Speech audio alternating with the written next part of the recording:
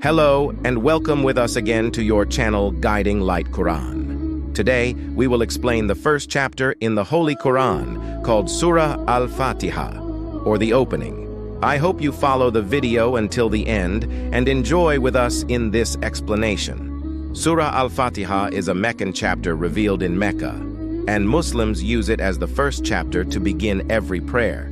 It consists of 7 verses, and each verse has its own meaning and significance. We have previously explained the verse Bismillahir-Rahmanir-Rahim. Today we delve into the meaning of a new verse, starting with Alhamdulillahi Rabbil Alameen, which translates to Praise be to Allah, the Lord of all worlds.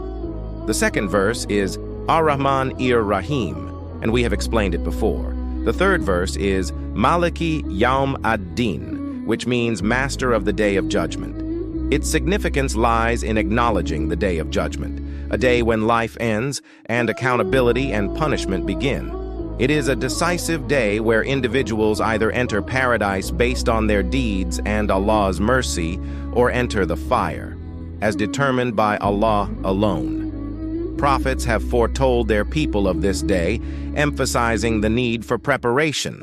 The fourth verse is Iyyaka na'budu wa iyyaka nasta'in, meaning, you alone we worship, and you alone we ask for help. This verse declares the worship of Allah alone, rejecting any form of partnership, and seeks assistance from Allah in all worldly matters, emphasizing reliance on Him. The fifth verse is Ihdina sirat al-mustaqim, which translates to guide us to the straight path. This verse seeks guidance towards the path of truth, the path leading to paradise on the Day of Judgment, and, in another sense, adhering to the Islamic faith, leaving other religions behind, and seeking guidance in all religious matters.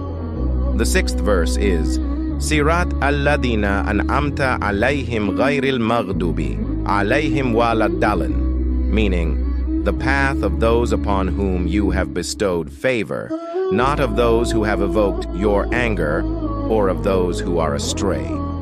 It refers to the path of the prophets, martyrs, the truthful, and the righteous among Allah's servants.